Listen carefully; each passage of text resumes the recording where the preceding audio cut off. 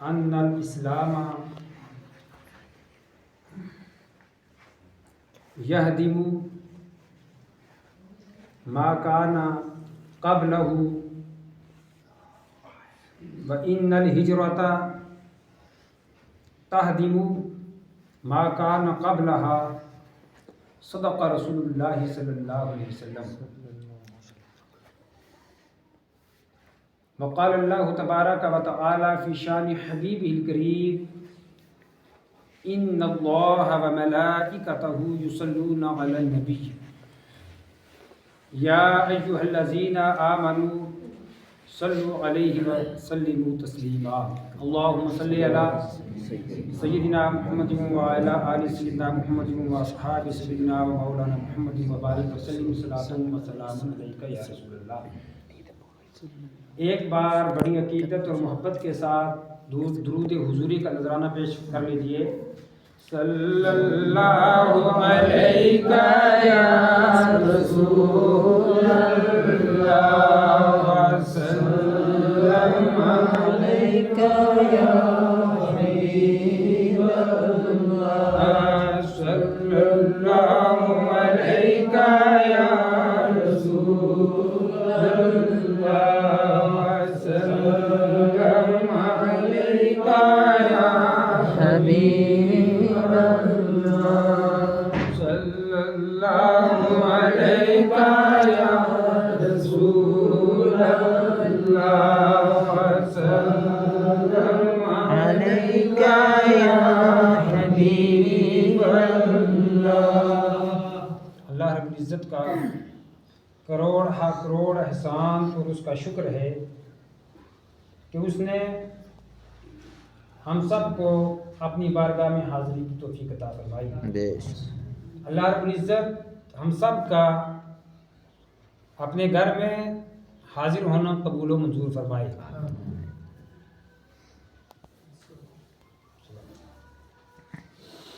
یہ دین اسلام جو ہم تک پہنچا کوئی آسانیوں کے ساتھ نہیں پہنچا. بڑی بڑی مصیبتوں اور پریشانیوں سے صحابہ کرام کو دوچار ہونا پڑا. صرف صحابہ کرام ہی نہیں بلکہ آقا کائنات صلی اللہ تعالی علیہ وسلم نے بھی بہت ساری پریشانیاں برداشت کی، بہت ساری مصیبتیں برداشت کی، تو تب اسلام آج ہم تک پہنچا اور قیامت تک رہے گا انشاءاللہ. اسلام ایک ایسا مذہب ہے جو امن کا سبق سکھاتا ہے، امن کا درس دیتا ہے.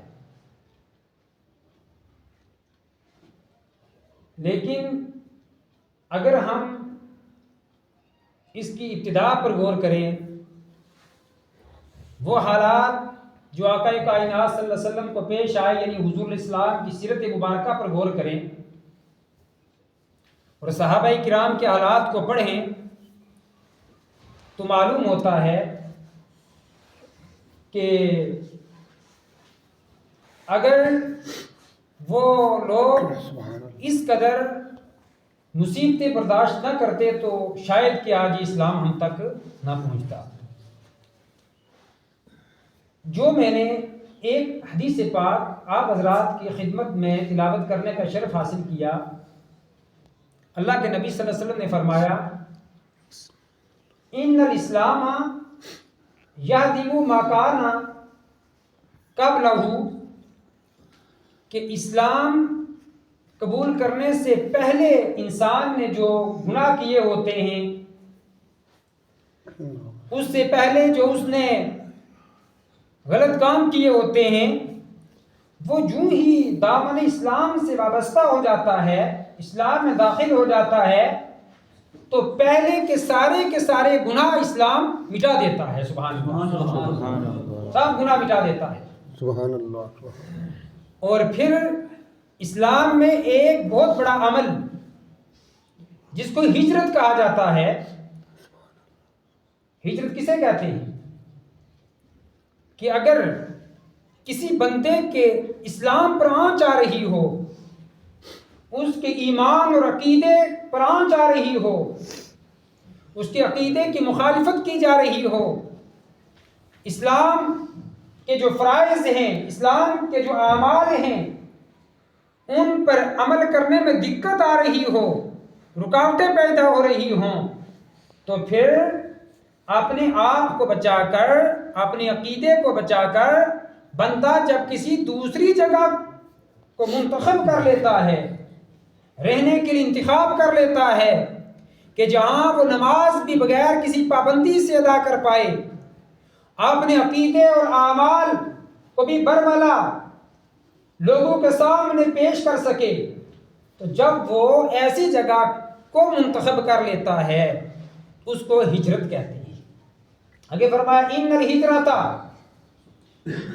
تہدم ما کان قبلها، تو جب بندے کو ایسے حالات پیش آ جائیں، تو جب بندہ پھر ایسے حالات کی مناسبت سے ایک جگہ کو چھوڑ کر کے دوسری جگہ چلا جائے، تو فرمایا کہ وہ ہجرت کا عمل جو ہے اس کے پہلے تمام گناہوں کو ختم کر دیتا ہے۔ سبحان اللہ، کوئی چھوٹا موٹا عمل نہیں ہے۔ تو یہ ہجرت کا عمل پہلے انبیاء کرام کی زندگی میں بھی ہمیں ملتا ہے، اور رسول پاک صلی اللہ علیہ وسلم کی زندگی میں بھی ہمیں ملتا ہے۔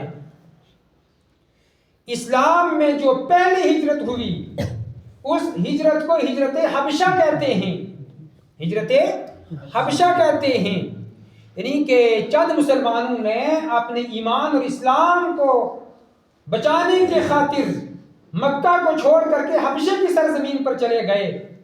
لیکن وہاں کیوں گئے؟ وہاں اگر ان سے پہلے کے حالات کا جائزہ لگایا جائے تو ذرا غور کرو، جب آقا دو عالم صلی اللہ علیہ وسلم نے اعلان نبوت فرمایا، خداوند قدوس کی توحید کو برملا بیان کیا اور اپنی رسالت کا پیغام لوگوں تک پہنچایا، وہی مکے کے رہنے والے لوگ جو رحمت عالم صلی اللہ علیہ وسلم کی تعریف کرتے تھے، جو رسول پاک صلی اللہ علیہ وسلم پر اپنی جانیں قربان کرنے کے لیے تیار رہتے تھے، جو کہتے تھے کہ اگر مکہ کی سرزمین پر سب سے بڑا سچا ہے تو وہ محمد عربی صلی اللہ علیہ وسلم کہتے سبحان اللہ۔ ابھی آقا علیہ الصلوۃ والسلام نے جب اسلام کو پیش نہیں کیا تھا، لوگوں کو دعوت نہیں دی تھی، کہتے تھے کہ اگر سب سے بڑا کوئی امانت دار ہے تو رحمت عالم صلی اللہ علیہ وسلم کی ذات ہے۔ لیکن جو ہی اسلام قبول کیا تو ان سب چیزوں کو لوگ بھول گئے، میرے آقا صلی اللہ علیہ وسلم پر ظلم اور ستم کے پہاڑ توڑے جانے لگے۔ پھر میرے آقا نے اپنی محبت کی وجہ سے اور اپنی عقیدت کی بنیاد پر جو لوگ آقا اسلام کے قریب ہوتے تھے، داخل اسلام ہوتے تھے، ان پر طرح طرح کے ظلم کیے جاتے تھے، طرح طرح کے ستم کیے جاتے تھے اور ظلم و ستم کے پہاڑ توڑے جاتے تھے۔ حضرت بلال رضی اللہ تعالیٰ عنہ آقا علیہ السلام کی غلامی میں آئے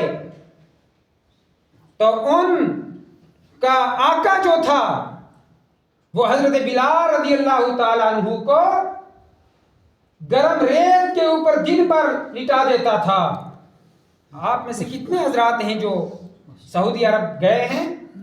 وہاں کی گرمی کتنی مشہور ہے، تو اس ریتلی زمین کے اوپر لٹا دیے جاتے حضرت بلال، اور ان کے سینہ مبارک پر بڑے بڑے پتھر رکھ دیے جاتے، اور یہاں تک کہ حضرت بلال رضی اللہ تعالیٰ عنہ کے گلے میں رسیاں ڈالی جاتی، اور رسیاں ڈال کر کے اوباش لڑکے ان کو گلیوں میں لے کر کے گھومتے اور ان کو اس طرح سے پریشان کرتے، اور کہا جاتا کہ بلال یہ سب جو سزا آپ کو دی جا رہی ہے، آپ کی اگر غلطی ہے، آپ کی اگر خطا ہے، صرف اور صرف یہ ہے کہ آپ نے محمد عربی صلی اللہ علیہ وسلم کا کلمہ پڑھ لیا ہے۔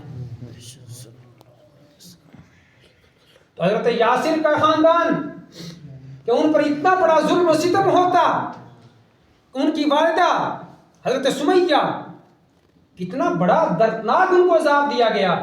حضرت سمیہ رضی اللہ تعالیٰ عنہا جب اسلام قبول کرتی ہیں اسلام قبول کرنے کے بعد ان کو اتنی دردناک سزا دی جاتی ہے، اللہ اکبر کبیرہ۔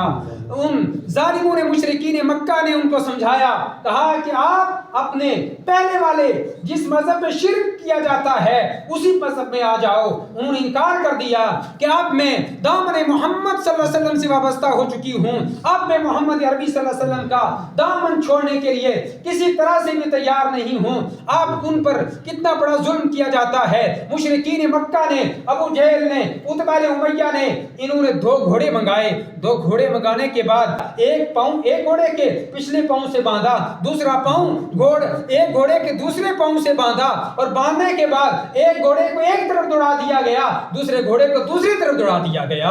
اب ان کا جسم جو تھا وہ سینٹر سے جو ہے وہ چیر جاتا ہے، ختم ہو جاتا ہے۔ اندازہ لگاؤ لوگوں، آپ لوگ، کہ 2 ٹکڑے جسم کے کر دیے جاتے ہیں۔ اتنی دردناک سزا حضرت امیہ کو دی، حضرت سمیہ کو دی جاتی ہے۔ امیہ ظالم کہ جن کو کسی قسم کا ترس بھی نہیں آ رہا ہے، یہ صنف نازک ہے، اس پر اتنا بڑا ظلم کیا جا رہا ہے، لیکن نہیں، ان لوگوں کے آنکھوں کے اوپر ظلم کی پٹی بندھی ہوئی تھی کہ کچھ ان کو نظر آ ہی نہیں رہا تھا۔ اس طرح کا رحمت عالم صلی اللہ علیہ وسلم کے غلاموں پر ظلم و ستم ہو رہا تھا۔ آگے چلو، حضرت یاسر کے اہل و عیال جو ہیں اور پورا خاندان جو ہے، ان پر اتنا خطرناک ظلم و ستم ہوتا رہا کہ رحمت عالم صلی اللہ علیہ وسلم ان کے پاس سے گزرتے ہیں تو آنکھوں سے آنسو جاری ہو جاتے ہیں۔ میرے آقا فرماتے ہیں، اصبروا آل یاسر، اے یاسر کے خاندان والوں تم صبر کرو، اس صبر کا بدلہ تمہیں تمہارا رب عطا فرمائے گا۔ تو ایسے میں جب صحابہ کرام پر ابتدائی اسلام میں اس قدر ظلم و ستم ہونے لگا تو رحمت عالم صلی اللہ علیہ وسلم کی آنکھوں کے سامنے ہے سب، آقا برداشت نہیں کر پاتے ہیں۔ یہ لوگ کہ اپنا پرانا مذہب چھوڑ کر کے میری غلامی شامل کیے تو اتنے ان پر یہ ظلم و ستم کے پہاڑ توڑے جا رہے ہیں۔ ایسے ابھی سوچ و بچار کا دور گزر رہا تھا، اتنے میں مشرکین مکہ نے آقا کائنات صلی اللہ علیہ وسلم سے آ کر کے سوال کیا، اے محمد عربی صلی اللہ علیہ وسلم، آپ ہمیں اصحاب کہف کے بارے میں بتاؤ کہ وہ کون تھے اور کتنے تھے، وہ کیا تھے، ان کی حقیقت کیا تھی۔ رحمت عالم صلی اللہ علیہ وسلم پر ان دنوں میں سورۃ کہف کا نزول ہو جاتا ہے۔ اس سورۃ کہف میں 3 واقعے بیان کیے گئے۔ جو پہلا واقعہ بیان کیا گیا وہ یہ بیان کیا گیا کہ اصحاب کہف جو تھے وہ 7 لوگ تھے۔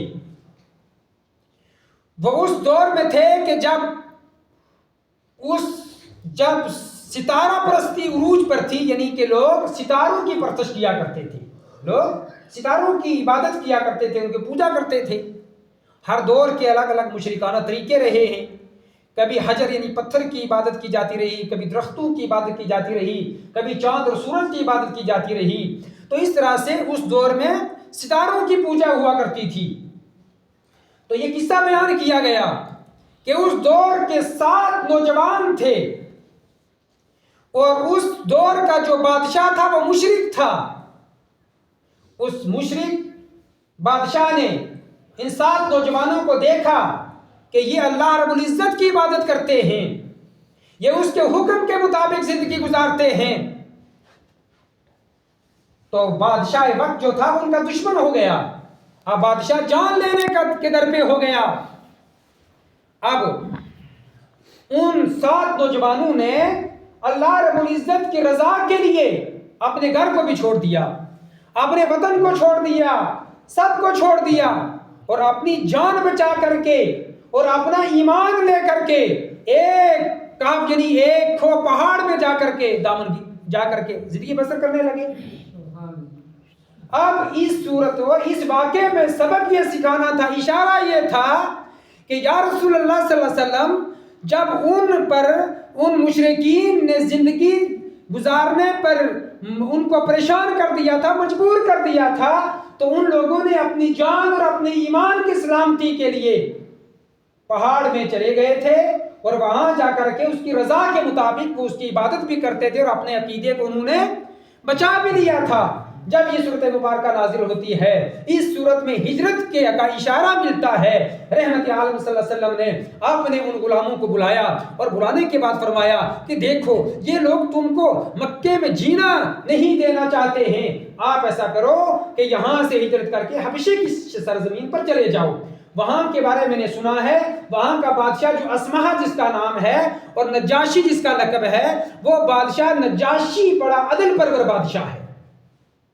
اس کی بادشاہت میں کسی بندے پر ظلم نہیں ہوتا ہے، جو بھی جس مذہب کا ماننے والا ہوتا ہے وہ آرام کے ساتھ اور سلامتی کے ساتھ اپنے مذہب پر عمل کر سکتا ہے، اپنے عقیدے پر رہ کر کے اس کا پرچار بھی کر سکتا ہے، اس کی بادشاہت میں کسی پر ظلم و ستم نہیں ہوتا ہے۔ اب آقا کائنات صلی اللہ علیہ وسلم کے فرمان کے مطابق رحمت عالم صلی اللہ علیہ وسلم کے صحابہ میں سے ایک روایت کے مطابق آتا ہے کہ 11 مرد اور 4 عورتیں ہجرت کرتی ہیں، جن میں حضرت عثمان غنی بھی ہجرت کرتے ہیں، اور حضرت عثمان غنی کی زوجہ مطہرہ رحمت عالم صلی اللہ علیہ وسلم کی نور نظر پیارے آقا کی بیٹی حضرت رقیہ رضی اللہ تعالیٰ عنہا بھی ہجرت کرتی ہیں۔ یہ مکے کو چھوڑ کر کے حبشہ کی سرزمین پر چلے جاتے ہیں۔ پھر ان کے ساتھ رسول پاک صلی اللہ علیہ وسلم کے چچا زاد بھائی ہیں حضرت مولا کائنات حضرت علی کے بھائی حضرت جعفر رضی اللہ تعالیٰ عنہ وہ بھی ہجرت کرتے ہیں۔ ہجرت جب یہاں سے ہجرت کرتے ہیں اور سمندر کے کنارے پر پہنچتے ہیں، ادھر مشرکین مکہ کو پتہ چلا کہ یہ کیا ہو گیا ہے، یہ یہاں سے بھاگ کر کے کہاں جا رہے ہیں۔ اب یہ لوگ دوڑے ان کا پیچھا کرنے کے لیے کہ ہمت کرو جا کر کے ان کو گرفتار کرو اور پکڑ کر کے لے کر کے آ جاؤ۔ اب اللہ اکبر، آپ لوگ ذرا غور کرو کہ ان لوگوں نے سوچا تھا کہ ان کو پکڑیں گے، پکڑ کر کے ان کی جان ہی لے لیں گے، ان کو ختم کر دیں گے، قتل کر دیں گے، یا تو یہ اپنے مذہب کو چھوڑ دیں گے یا پھر یہ ان کو ہم قتل کر دیں گے۔ لیکن اللہ رب العزت نے ان کی مدد کی، اللہ رب العزت نے ایسی ان کی مدد فرمائی کہ جو ہی یہ ساحل سمندر یعنی سمندر کے کنارے پر پہنچے، دیکھا کہ ایک کشتی وہاں پہلے سے موجود ہے۔ یہ 16 لوگ کشتی پر سوار ہوئے، کشتی پر سوار ہو کر کے حبشے کی سرزمین پر پہنچ گئے۔ یہ مشرکین مکہ جو ان کا قتل کرنے کا ارادہ کرتے تھے، گرفتار کرنے کا ارادہ کرتے تھے، یہ ناکام ہو کر کے واپس پلٹ آتے ہیں۔ سبحان اللہ، واپس ہو گئے۔ اب یہ اہل ایمان حبشے کی سرزمین پر پہنچے۔ جب حبشہ پہنچے تو ادھر پتہ یہ چلا ان لوگوں کو کہ وہ لوگ اپنے ایمان اور اپنے عقیدے اور اپنے مذہب پر اچھی طرح سے عمل کر رہے ہیں، اور یہ بھی سنا کہ وہ اہل ایمان جہاں گئے ہیں وہاں اس کا پرچار بھی کر رہے ہیں۔ اب ان کو پریشانی ہوئی، یہ تو یہاں مذہب پھیلا رہے تھے، صرف تھوڑے سے علاقے میں اپنے مذہب کا پرچار کر رہے تھے، اب وہاں بھی کھلی سطح پر پرچار کر رہے ہیں۔ اب کیا کیا جائے؟ یہاں مکے کے مشرکین نے بیٹھ کر کے میٹنگ کی کہ ایسا کرو کہ وہاں چلے جاؤ، وہاں جا کر کے اس بادشاہ کو ان کے بارے میں سمجھاؤ۔ کہا ٹھیک ہے وہاں چلا جائے، لیکن وہاں جائے گا کون؟ نجاشی بادشاہ کے سامنے یہ بات کون رکھے گا؟ اب غور و فکر کرنے کے بعد انہوں نے بتایا کہ ابو جہل بولا، عتبہ شیبہ بولا، کہنے لگا یہ جو عمر بن العاص ہیں یہ بڑے چلاک قسم کے آدمی ہیں، یہ اپنی بات لوگوں کے سامنے بڑے اچھے طریقے سے رکھتے ہیں اور دوسرے کو مطمئن بھی کر لیتے ہیں، اور دوسرے جو ہیں وہ عبداللہ ہیں، عبداللہ ان کو بھی بھیج دو۔ کہا ٹھیک ہے، یہ 2 لوگ تیار ہوئے، ایک عبداللہ نام کا بندہ ہے اور دوسرے عمر بن العاص، یہ 2 تیار ہوئے۔ کہا ٹھیک ہے جب وہاں جائیں گے ان کو ہدیے بھی دے دو، تحفے بھی دے دو، تاکہ جا کر کے نجاشی بادشاہ کو پیش کریں۔ جب نجاشی بادشاہ ہدیے اور تحفے دیکھے گا اور لے گا تو خوش ہو جائے گا۔ کہا باتیں کیا کی جائے گی؟ بتانے والوں نے بتایا کہ اے عمر بن العاص، آپ ان کو بتانا کہ یہ ہمارے چند نوجوان ہیں، یہ صرف پھرے سے قسم کے آدمی ہیں، انہوں نے کیا کیا ہے کہ اپنے گھروں کو بھی چھوڑ دیا ہے، اپنے علاقے کو چھوڑ دیا ہے، چھوڑ کر کے یہاں آ گئے ہیں، ہمیں ان کے خاندان والوں نے بھیجا ہے، ہمیں ان کے گھر والوں نے، ماں باپ نے بھیجا ہے کہ جا کر کے ان کو آپ واپس اپنے وطن میں لے آؤ۔ اب جناب والا ہدیے اور تحفے لیے لے کر کے حبشہ کی سرزمین پر پہنچے، بادشاہ نجاشی کے پاس گئے، بادشاہ نجاشی کو جا کر کے ہدیے اور تحفے پیش کر دیے اور کہا بادشاہ سلامت، آپ بڑے اچھے بادشاہ ہیں، ہم آپ کی خدمت میں اس لیے حاضر آئے ہیں کہ ان لوگوں کو آپ ہمارے حوالے کر دو تاکہ اپنے ملک میں لے کر کے چلے جائیں۔ اور پھر جو اس بادشاہ نجاشی کے خاص لوگ تھے ان کو بھی ہدیے پیش کیے، ان سے جا کر کے الگ الگ ملے اور کہا کہ دیکھو کل صبح کو ہم بادشاہ کے پاس جائیں گے اور آپ بھی وہاں چلے آنا، جب ہم اپنی بات رکھیں گے تو آپ بھی ہماری ہاں میں ہاں ملا دینا، اور یہ لوگ جو ہیں یہ کیا ہو جائیں گے، یہ واپس ہمارے ساتھ چلے جائیں گے۔ اللہ اکبر۔ اب بادشاہ نے کیا کہا؟ بادشاہ نے فرمایا کہ سنو، میں تمہارے کہنے کے مطابق جو میرے ملک میں آئے ہیں اور میری پناہ میں آئے ہیں ان کو میں واپس نہیں بھیجوں گا، ان کو واپس تب بھیجوں گا کہ جب میں بھی ان سے بات سن لوں گا۔ سبحان اللہ۔ تیری بات ہم نے، تمہاری بات ہم نے سن لی ہے، اب ان کی بات بھی سنی جائے گی، پھر یہ تمہارے حوالے کیے جائیں گے۔ آج دوسرے دن دربار لگتا ہے، اس اصحاب رسول 16 لوگ جو ہیں یہ بھی بلائے جاتے ہیں، اب وہ بھی بیٹھے ہوئے ہیں۔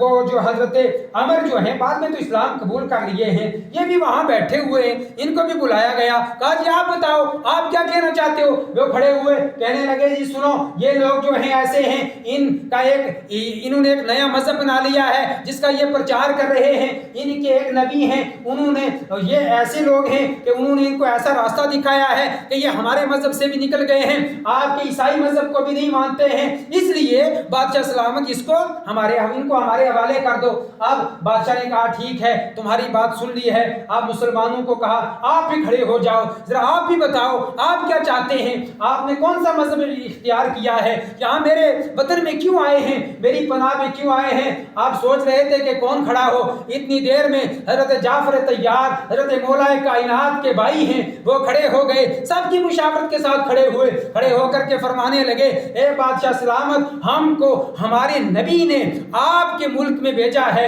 ہمارے نبی نے فرمایا تھا کہ نجاشی بادشاہ جو ہے وہ بڑا عادل قسم کا بادشاہ ہے، آپ کے بارے میں جب سنا تو ہم یہاں آ گئے، انہوں نے بھیجا اور ہمارے نبی نے ہمیں یہ تعلیم دی کہ خدا ایک ہے، میں اس کا نبی ہوں، اور ہمارے نبی نے ہمیں تعلیم دی کہ خدا کے سوا کسی دوسرے کی عبادت نہ کی جائے، صرف اور صرف اللہ رب العزت کے سامنے سر جھکایا جائے، دوسروں پر ظلم نہ کیا جائے، پڑوسیوں کے حق نہ کھائے جائیں، اور عورتوں پر بھی ظلم نہ کیا جائے، کسی قسم کا لوگوں کو پریشان نہ کیا جائے۔ 14 باتیں بیان کی تھی، لیکن آخرکار بادشاہ نے جب یہ باتیں سنی، بادشاہ نے باتیں سننے کے بعد کہا کہ دیکھو جو باتیں حضرت جعفر طیار نے بیان کی ہیں یہ بہت اچھی باتیں ہیں، یہ وہی باتیں ہیں جو جناب عیسیٰ لے کر کے آئے تھے۔ سبحان اللہ۔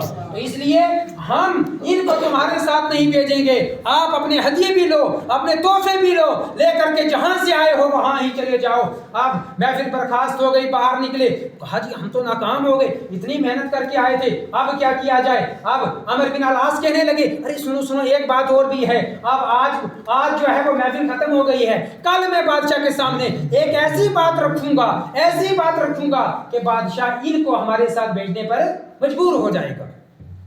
پھر دوڑے ہوئے بادشاہ کے پاس گئے، کہا بادشاہ سلامت، بات ایسی ہے کہ یہ جو لوگ اپنے آپ کو مسلمان کہلاتے ہیں یہ حضرت عیسیٰ علیہ السلام کے بارے میں بڑا غلط عقیدہ رکھتے ہیں، حضرت عیسیٰ علیہ السلام کو یہ لوگ نہیں مانتے ہیں۔ اچھا ایسی بات ہے۔ آپ دوسرے دن دوبارہ پھر بادشاہ نجاشی نے پھر محفل لگائی، محفل لگانے کے بعد کہا اے جعفر طیار کھڑے ہو جاؤ، آپ بتاؤ آپ حضرت عیسیٰ علیہ السلام کے بارے میں کیا عقیدہ رکھتے ہو؟ حضرت جعفر طیار سوچنے لگے، جب سوچے تو فوراً کھڑے ہو کر کے سورہ مریم تلاوت کی، پھر اس کے بعد کہا اے جناب حضرت نجاشی، بادشاہ نجاشی سے کہا اے بادشاہ سلامت، ہم حضرت عیسیٰ علیہ السلام کے بارے میں یہ عقیدہ رکھتے ہیں کہ حضرت عیسیٰ علیہ السلام اللہ کے بندے ہیں اور اللہ کے نبی تھے اور اللہ کی روح تھے، جو جناب حضرت جبریل امین کے ذریعے سے ان میں اللہ نے پھونکی تھی، وہ اللہ کا کلمہ تھے۔ اور جب یہ بات کہی تو بادشاہ نجاشی نے ایک تنکا زمین سے اٹھایا اور اٹھانے کے بعد کہا لوگوں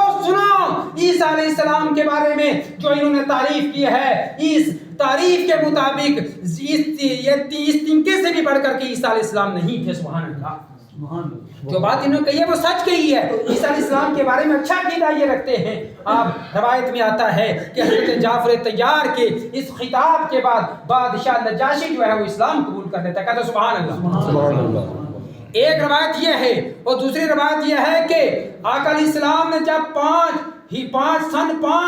ابھی 5 سال ہوئے تھے اعلان فرمائے کو، سن 5 کو ان 16 مسلمانوں نے حبشہ کی طرف ہجرت کی تھی، پھر 7 سن میں رحمت عالم صلی اللہ علیہ وسلم نے ایک خط لکھا، بادشاہ نجاشی کے نام میں خط لکھا تھا، کہ اے بادشاہ آپ اسلام قبول کر لو۔ دوسری روایت یہ ہے کہ جب آقا علیہ السلام کا خط نجاشی تک پہنچا تھا تو نجاشی نے اسلام قبول کر لیا تھا، سبحان اللہ۔ لیکن اب بادشاہ نجاشی جو تھا وہ آقا علیہ السلام کا دیدار نہیں کر پایا۔ چند سالوں کے بعد بادشاہ نجاشی کا انتقال ہو جاتا ہے تو میرے آقا نے صحابہ کرام سے فرمایا، اے میرے غلاموں، آج حبشے کے بادشاہ نجاشی کا انتقال ہو چکا ہے، آپ سب اپنے گھروں سے نکلو ایک میدان میں۔ اور میرے آقا صلی اللہ علیہ وسلم نے اس نجاشی بادشاہ کی غائبانہ طور پر نماز جنازہ پڑھائی تھی، سبحان اللہ۔ حضرات غور کرنے کی بات ہے، اب جب وہ لوگ جو ہیں، بادشاہ نے کہا کہ آپ میرے ملک میں رہو، آپ کس طرف کوئی انگلی بھی ٹیڑھی کر کے بات نہیں کرے گا، کوئی آپ کو گالی نہیں دے گا، کوئی گلوچ نہیں کرے گا، جس مذہب پر آپ کاربند ہیں اس پر آپ رہو اور عمل پیرا رہو۔ پھر اس پر یہاں مسلمان رہے، بڑی اچھی طریقے سے عبادت کرتے رہے اور یہی اپنے عقیدے کو بھی پھیلاتے رہے۔ بڑی بات یہ تھی کہ بادشاہ پر بھی ان کا جو عمل تھا یہ اثر کر گیا اور بادشاہ بھی دامن اسلام میں داخل ہو گیا۔ یہ ہجرت حبشہ جو تھی یہ حضور صلی اللہ علیہ وسلم کے سیرت کا ایک باب ہے، وہ بھی اسی رجب الشریف ہی میں وجود میں آئی تھی۔ اللہ رب العزت ہم کو اپنے پیارے نبی کریم صلی اللہ علیہ وسلم کی سیرت کو پڑھنے اور سمجھنے اور سمجھانے کی توفیق عطا فرمائے۔ وآخر دعوانا ان الحمد للہ رب العالمین۔